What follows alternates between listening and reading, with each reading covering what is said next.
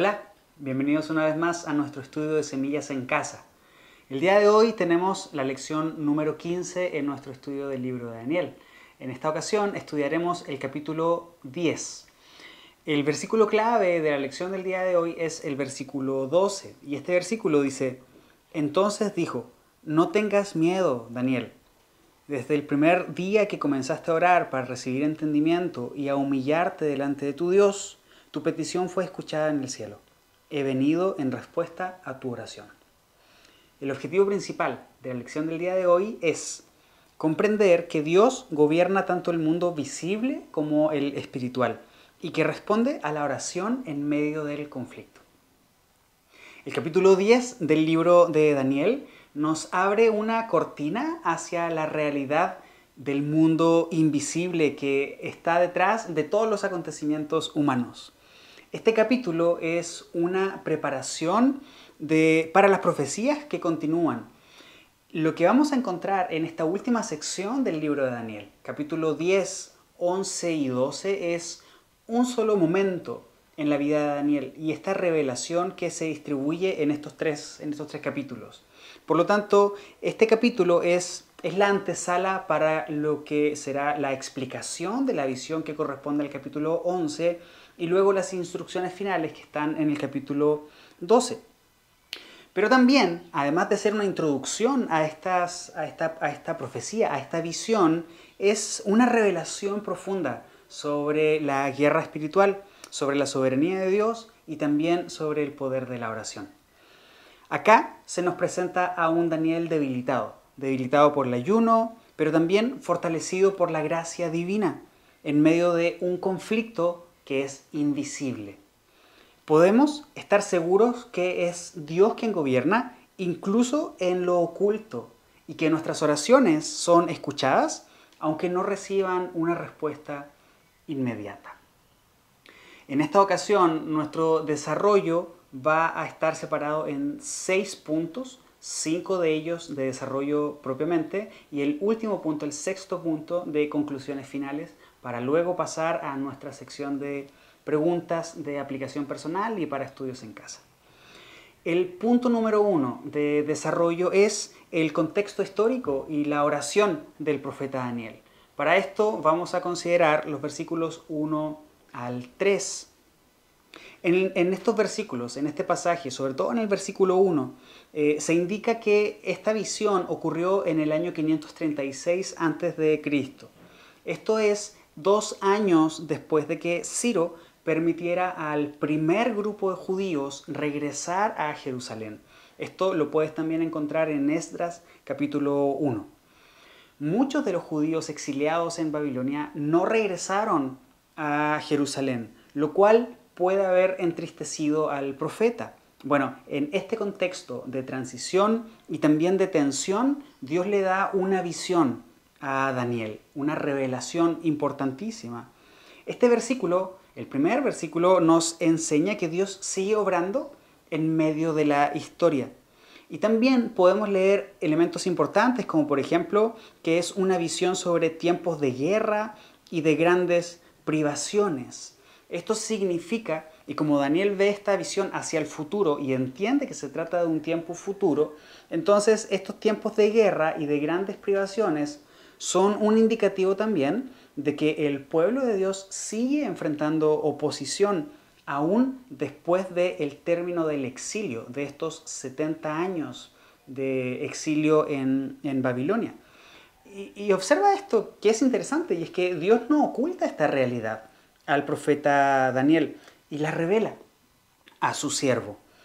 Y también podemos observar que la revelación que Dios le da al profeta Daniel no depende de las obras ni del mérito del propio profeta, sino que más bien depende de la soberanía, de la misericordia y de la gracia de Dios, quien es quien decide revelarse al profeta. Otro aspecto que vemos, otro elemento que vemos en esta primera porción de los versos 1 al 3, es que Daniel ha estado de luto durante 3 semanas. Daniel se abstiene de manjares delicados, de carne, de vino, no se puso aceites perfumados en el cuerpo y por supuesto el ayuno al que hace referencia acá es en señal de humillación a Dios. No olvides el contexto del pasaje. Estamos saliendo del capítulo 9 y el capítulo 9 era la oración del profeta Daniel. Señor, ¿cuándo traerás la restauración a Israel? ¿Cuándo liberarás a Israel del exilio?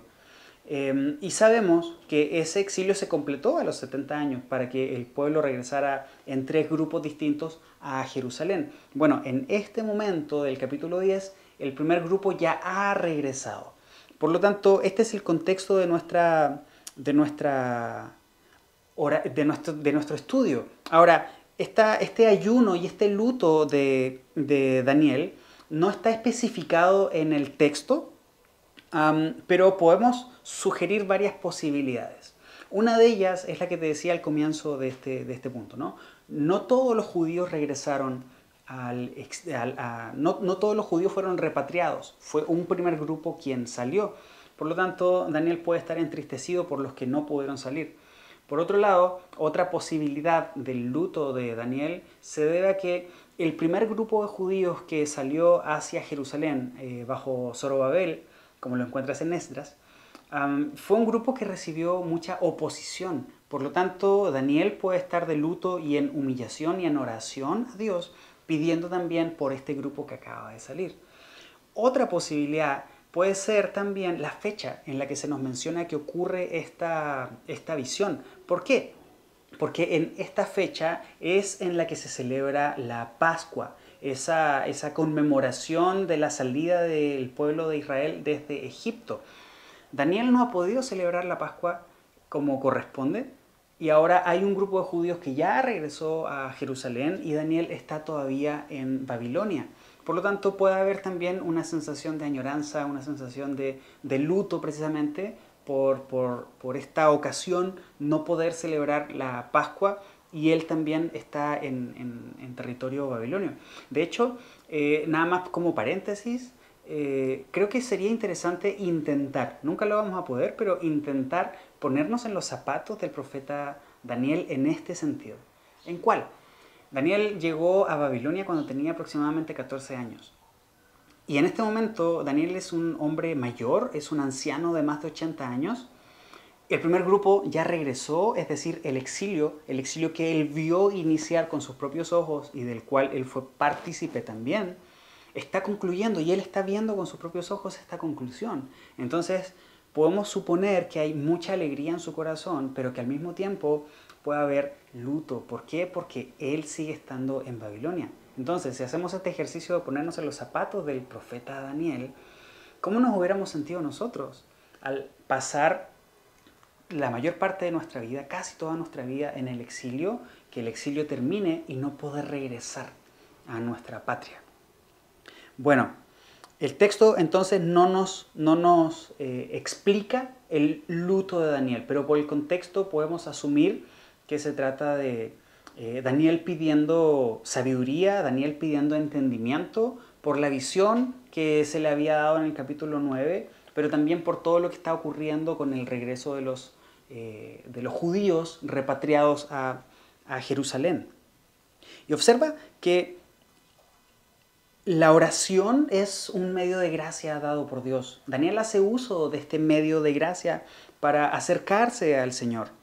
Dios es soberano, pero en su soberanía Él también ha decretado nuestra participación en la historia, entre otras cosas a través de la oración. Daniel, por supuesto, no intenta manipular a Dios a través de la oración, ni tampoco a través del ayuno. Daniel está en una posición de humildad, en una posición de humillación, pidiendo por entendimiento y pidiendo por sabiduría. Por lo tanto, este es el contexto histórico y la oración que se nos deja ver en el capítulo 10, versículos 1 al 3. En segundo lugar, tenemos la visión del ser celestial y el fortalecimiento de Daniel, desde los versos 4 al verso 11. En este pasaje podemos observar una descripción gloriosa. Daniel observa en esta figura, en esta visión, la figura de un hombre. Daniel está en la ribera del río Tigris, uno de los ríos mayores de la región de Babilonia, y Daniel tiene esta visión de un hombre que él describe como vestido de lino, que refleja pureza, vestido con un cinto, un cinturón de oro que refleja también realeza, y entre estos dos, el vestido de lino y el cinturón de oro también eran vestiduras sacerdotales. También menciona que tiene un rostro como de rayos, indicando de esta manera santidad. Menciona que sus ojos son como antorchas, es decir, habla acerca de su omnisciencia, esas antorchas que iluminan y que dejan ver absolutamente todo. Su voz es como estruendo de muchas aguas, haciendo alusión también a la autoridad de esta persona. Esta descripción que hace el profeta Daniel aquí se asemeja muchísimo a la descripción que se nos da en Apocalipsis capítulo 1, versículos 13 al 16. En Apocalipsis capítulo 1, el apóstol Juan describe a Jesús de esta manera, muy similar a la forma en la que Daniel nos lo describe en esta visión. De aquí a que muchos comentaristas, muchos teólogos sugieren que a quien está observando el profeta Daniel es a Jesús, es decir, Daniel está experimentando una teofanía. Hay otros comentaristas y otros teólogos que proponen que en realidad no es Jesús, sino que es un ángel. Bueno, como te digo, podemos suponer por esta descripción que es probable, es altamente probable que Daniel esté experimentando una teofanía y esté observando a Jesús. Otro elemento que nos lleva a suponer esto también es la reacción del profeta, Daniel. Daniel cae al piso, Daniel reacciona también de una manera que ya han experimentado otras personas también en las Escrituras. Por ejemplo, en Isaías capítulo 6, versículo 5, en Apocalipsis capítulo 1, versículo 17, vemos al profeta Isaías y a Juan, respectivamente, reaccionar frente a la visión de la gloria de Dios. Y vemos una reacción muy similar que la que está experimentando aquí el profeta Daniel. Y es que la gloria de Dios es algo que abruma al ser humano. El ser humano literalmente no puede sostenerse en pie porque el ser humano no tiene la capacidad de estar en presencia de la gloria del Señor. Por lo tanto, el hombre no puede mantenerse en pie. Esta caída del profeta Daniel y el desmayarse y el reaccionar sin fuerzas, el palidecer, es propio de estar en la presencia del Señor. Por otro lado, la revelación verdadera de Dios causa temor reverente, jamás causa arrogancia. Por lo tanto, lo que estamos viendo aquí es la reacción de reverencia, la reacción humilde, la reacción de temor frente a la visión de la gloria de Dios. Muestra también que Dios no es accesible según los medios humanos. El hombre jamás podría mantenerse en pie delante de Dios. Por lo tanto, que Dios se revele es un acto meramente de parte de Dios y depende únicamente de su soberanía y de su gracia. Por lo tanto, es Él quien se revela y es Él también quien provee la gracia suficiente para que quien observa esa visión pueda sostenerse y pueda mantenerse en pie. Observa también que en este pasaje del versículo 4 al versículo 11 se menciona que hay alguien que se acerca a Daniel y que lo toca. Aquí pareciera que fuera otro ser celestial que se acerca y tiene esta interacción con el profeta Daniel. Lo toca para fortalecerlo y para que el profeta Daniel pueda oír la revelación. Y observa lo que le dice: Daniel, eres muy precioso para Dios. Daniel, eres muy amado. Daniel, Dios te ama mucho. Esto refleja cómo Dios ve y cómo Dios ama a quienes le son fieles. En este pasaje del versículo 4 al versículo 11 podemos observar que es la gracia de Dios la que capacita a Daniel para estar delante de la presencia de Dios y también para recibir su palabra.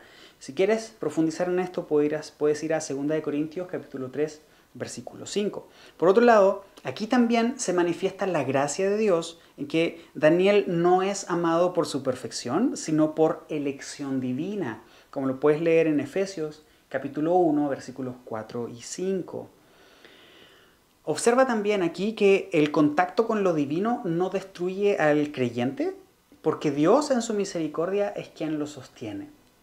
Si Dios se presentara y no sostuviera a través de su gracia, entonces el resultado de eso es destrucción. Tanto Daniel como Isaías, como Juan, Ezequiel también, cuando estuvo en presencia de la gloria de Dios, reaccionaron de la misma manera, cayeron rendidos al piso. Por lo tanto, para que el hombre no sea destruido es un acto que proviene solamente de la gracia del Señor. Y observa esto también como un anticipo de la encarnación de Dios. Dios es quien se acerca al hombre, Dios es quien lo fortalece y Dios es quien le habla, así como ocurrió con la encarnación de nuestro Señor Jesucristo.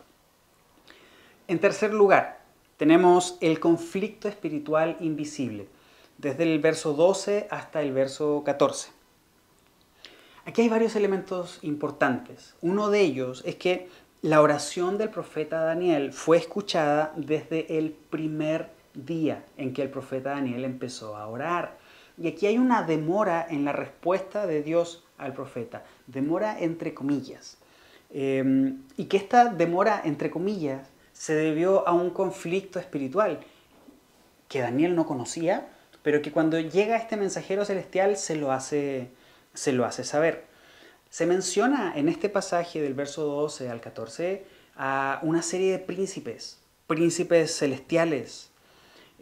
¿Hacia dónde apunta este pasaje? Este pasaje apunta hacia algo interesante y es que revela que detrás de los reinos humanos hay potestades espirituales malignas que influyen en ellos.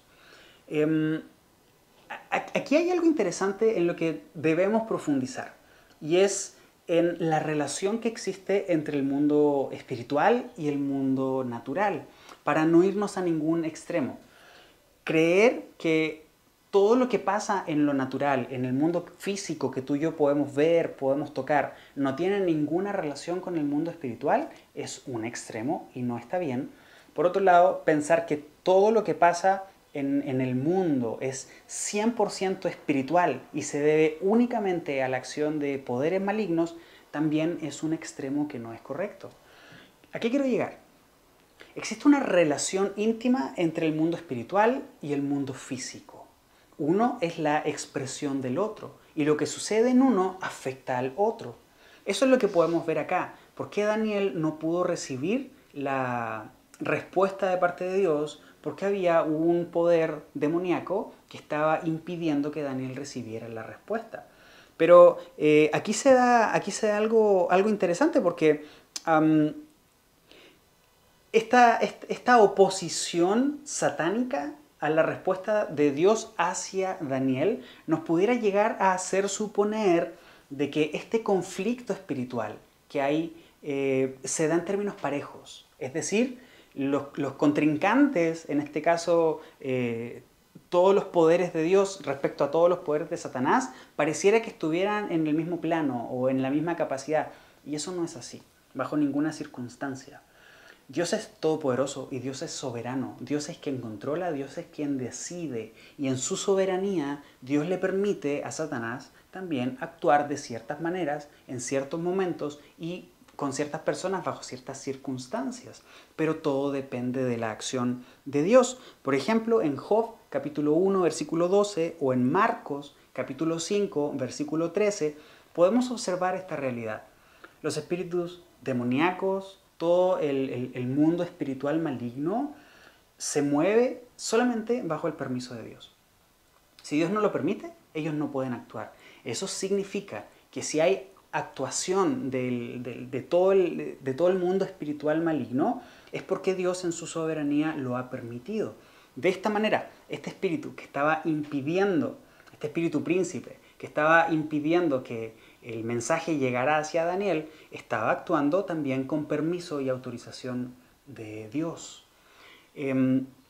Entonces, jamás pensemos que los poderes, tanto divinos como satánicos, están en igualdad de condición, porque esto no es así. Este pasaje, entonces, nos ilustra que los eventos terrenales están conectados con realidades espirituales. Pero nunca están fuera del control divino.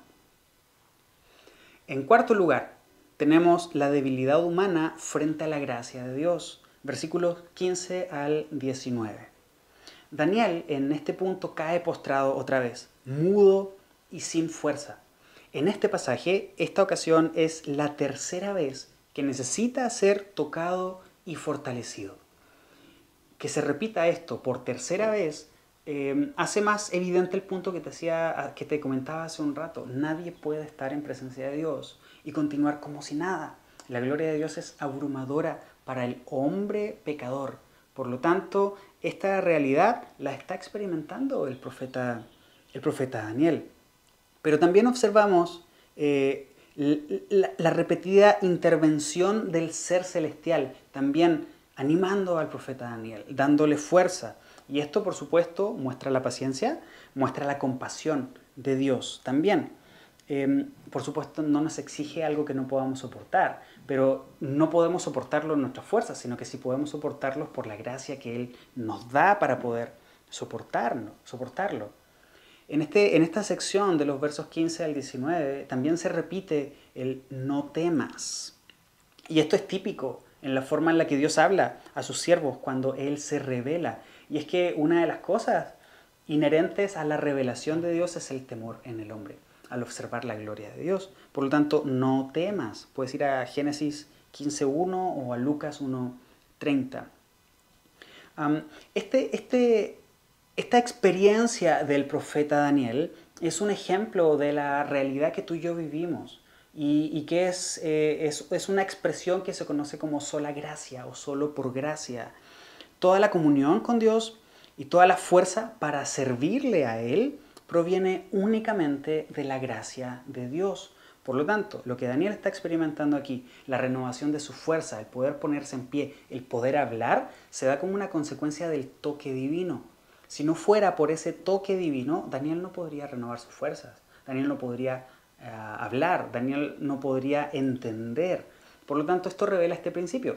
Todo es por gracia. Y esto también es un ejemplo de la humillación necesaria del creyente ante la gloria de Dios. Significa esto que la verdadera adoración nace de un corazón quebrantado ante la majestad divina. Esto es lo que nos revela Daniel en este pasaje. Tal vez no conscientemente, pero sí en cuanto a las acciones que él mismo registra que vivió. Caí al suelo, me desmayé, palidecí, perdí las fuerzas, no podía hablar. Solamente dependí del toque de Dios, dependí de la fortaleza de Dios, dependí del ánimo de Dios, dependí de la protección de Dios. Por lo tanto, esta es la humillación del creyente ante la gloria de Dios, que nos indica, como te digo, la verdadera adoración a Dios. En quinto lugar, los versos 20 al 21 nos indican la preparación para la visión profética. En estos versos finales del capítulo 10, vemos que el ángel revela que hay un registro celestial y lo menciona como el libro de la verdad. Este libro de la verdad simboliza los decretos eternos e inmutables de Dios. Es decir, Dios ha determinado todo lo que sucederá. Si hay un registro físico de ese libro, espiritual de ese libro, o solamente depende de la palabra de Dios, creo que esto es un simbolismo.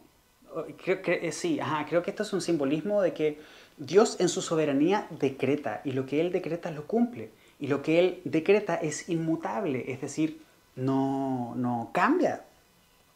Entonces, podemos observar que solo Dios conoce el futuro, pero no solo eso, no es que solamente lo conozca, sino que también Él decide qué es lo que va a pasar. Él decide cuándo va a pasar, Él decide quiénes estarán involucrados y Dios ordena todas las cosas conforme a su propósito y a su sabiduría eterna, como lo leemos en Efesios capítulo 1, versículo 11. Lo que está a punto de revelarse en los capítulos 11 y 12 es parte de este plan inmutable que acabo de comentarte, que está en el libro de la verdad. Pero este plan también incluye sufrimiento y conflicto, como lo leíamos en el versículo 1 del capítulo 10. Este es el contexto de la revelación de los próximos capítulos y nos enseña la base celestial para el desarrollo terrenal de la historia. ¿Por qué? Porque la realidad espiritual está ligada íntimamente con la realidad física. No debemos separarlas. Lo que pasa en lo físico, en la realidad que tú y yo podemos ver, tocar, es una consecuencia de lo que sucede en el reino espiritual, del cual tú y yo también somos parte y en el cual estamos en medio. Daniel está en medio de este conflicto, aunque él no podía observarlo, por eso depende de la revelación divina, así como tú y yo también dependemos de esta revelación. Tú y yo, por lo tanto, podemos tener plena confianza en que nada ocurre al azar, porque todo está escrito en el libro de la verdad. Cada evento, entonces, los sufrimientos, los problemas, cualquier evento, cada uno de ellos están escritos en el consejo eterno de Dios para su gloria y para nuestro bien, según Romanos capítulo 8, versículo 28. En sexto lugar, vamos a ver algunas conclusiones de este capítulo. ¿Qué nos enseña el capítulo 10 del libro de Daniel? En primer lugar, que Dios es soberano y que reina sobre la historia y sobre las fuerzas invisibles. Puedes ir a Colosenses capítulo 2, versículos 14 y 15 para profundizar en esto. En segundo lugar, la oración del pueblo de Dios forma parte del plan divino. Tú y yo estamos llamados a mantener nuestra comunión con Dios a través de la oración. Pero observa que la oración debe realizarse según la voluntad de Dios, para su gloria, para su propósito. Esto es lo que nos ha enseñado el profeta Daniel a lo largo del libro. Lo hemos visto en capítulos anteriores, lo vimos en el capítulo 9. El profeta Daniel ora, pero para que se manifieste la gloria de Dios, por amor a su propio nombre, para su propia gloria, no por nuestros méritos, por su gracia. Por lo tanto, lo que nos está enseñando el profeta es que la oración de los creyentes debe estar alineada y enfocada a que se cumpla la voluntad de Dios y a que quien sea glorificado sea Dios. En tercer lugar, la revelación de Dios es dada en el contexto de adoración, de humildad y de preparación espiritual. Eso es lo que vemos también en este capítulo. El profeta Daniel está de luto, pero está orando incesablemente y está en humillación. Está también en este estado de adoración. Y es en este contexto en el que se da la revelación de Dios. Puedes ir a Isaías capítulo 66, verso 2b. En cuarto lugar, los creyentes somos sustentados por la gracia de Dios. Esta es otra de las conclusiones a las que podemos llegar con este pasaje. Si no es por la gracia de Dios, frente a la revelación de la gloria de Dios, tú y yo caemos muertos y no hay nada que nos pueda salvar. Por lo tanto, que podamos permanecer es obra de la gracia de Dios. Que podamos recibir fuerzas es obra de la gracia de Dios. Que podamos recibir revelación y entendimiento, sabiduría, es obra también de la gracia de Dios. En quinto lugar, Dios ha decretado todo para su gloria, para el bien de su pueblo, y está escrito en el libro de la verdad. La visión de Daniel 10, entonces, nos recuerda que el reino de Dios avanza en medio de la oposición. Y aunque muchas veces tú y yo no entendamos lo que ocurre, sabemos que quien reina es el Señor. Sabemos que es Él quien escucha nuestras oraciones y que también es Él quien fortalece a su pueblo. Nuestra seguridad, entonces, no está ni debe estar jamás en nuestras propias fuerzas, sino en el toque soberano de Dios. Vamos a pasar ahora a nuestra sección de preguntas de aplicación para nuestro propio estudio personal y también para nuestros grupos en casa. En primer lugar, te invito a memorizar el versículo principal. Memoriza el versículo completo. Si no puedes memorizarlo completo, ya sabes, obtén la idea de este versículo y compártelo con tus compañeros. Memorízalo. Cuando atesoramos la palabra del Señor en el corazón, memorizándola, podemos meditar en ella y entonces podemos crecer también en el conocimiento de Dios. Por lo tanto, intenta una y otra vez poder memorizar este versículo principal. En segundo lugar, tenemos dos preguntas para nuestro estudio personal. La primera es, ¿cuál es tu actitud frente a la santidad de Dios? Y derivada de esta, ¿hay temor reverente o ligereza? Para profundizar en estas preguntas, puedes ir a los versículos 4 al 9 del capítulo 10 de Daniel. ¿Cuál fue la actitud del profeta Daniel frente a la santidad de Dios? Daniel cayó en un temor. Y de hecho se menciona ahí también que solamente Daniel pudo observar esta visión. Los acompañantes de Daniel no pudieron verla. Sin embargo, hubo un momento en que salieron huyendo de ahí. Algo los aterrorizó. Y nada más quedó ahí solito el profeta Daniel. ¿Y en qué actitud? En una actitud de temor. De ahí la pregunta, ¿cuál es tu actitud frente a la santidad de Dios? ¿Hay temor reverente o ligereza? Esta pregunta también supone lo siguiente, evaluar si Dios se nos ha revelado o no. Si Dios no se nos ha revelado, entonces tener una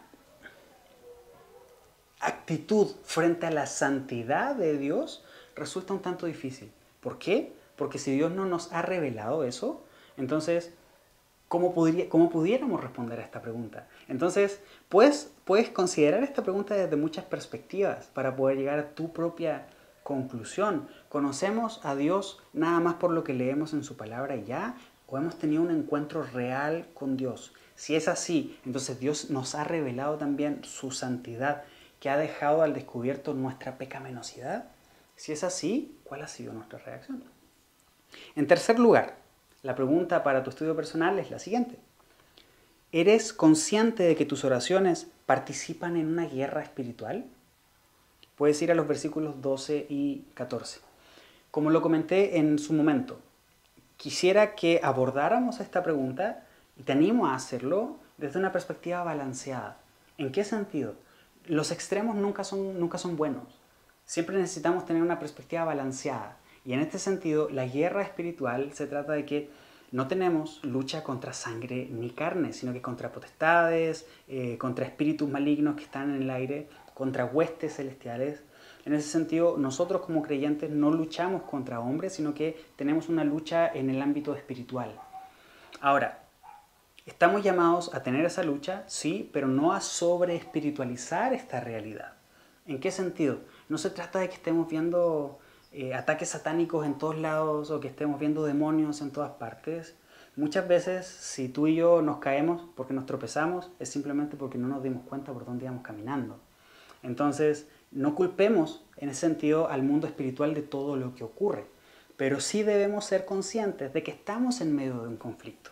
Daniel estaba en medio de este conflicto y la visión que él está recibiendo y que va a recibir en los capítulos 11 y 12 revelan el tiempo futuro y que es tiempo de guerra, en el cual tú y yo estamos también. Por lo tanto, estamos inmersos en esta realidad. Por lo tanto, el llamado en ese sentido es a no bajar la guardia en cuanto a la oración, a mantenernos también firmes en ella. De ahí esta pregunta. En cuarto lugar, la pregunta es la siguiente. ¿Qué consuelo encuentras al saber que incluso tus luchas están escritas en el libro de la verdad de Dios? Vuelve a los versículos 20 y 21.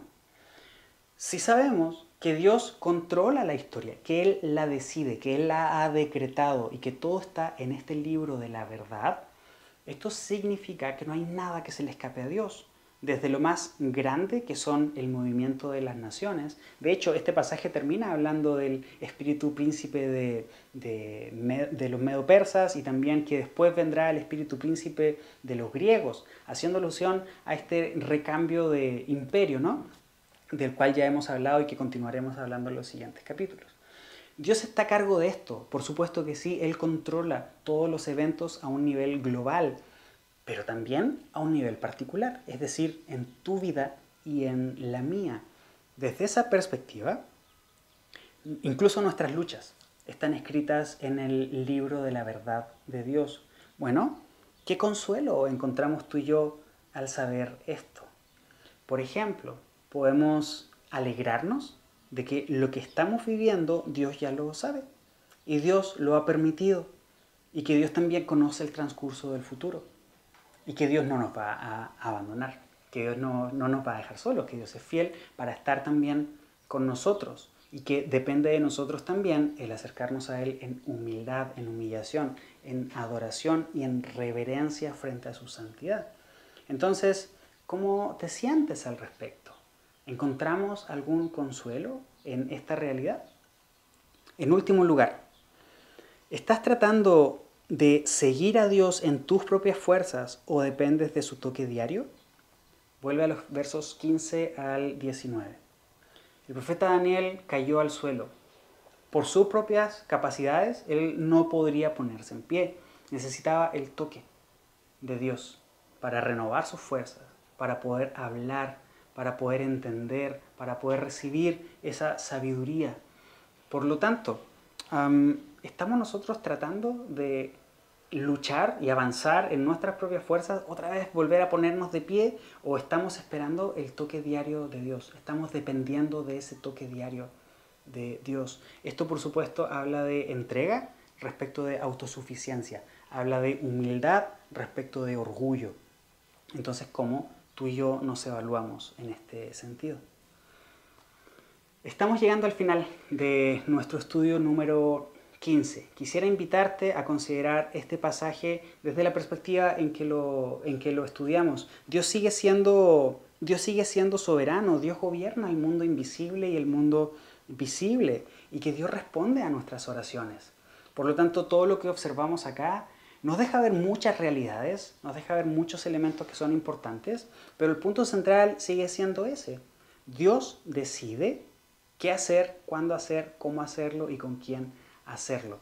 Y como ya lo ha revelado en capítulos anteriores, la sucesión de imperios, esta misma sucesión continuará en los siguientes capítulos. Vamos a estudiar lo que ocurrirá con los medos persas, lo que ocurrirá con los griegos, y este periodo final de tribulación que se profetiza también para los últimos tiempos. Que Dios te bendiga y nos vemos en nuestra próxima lección.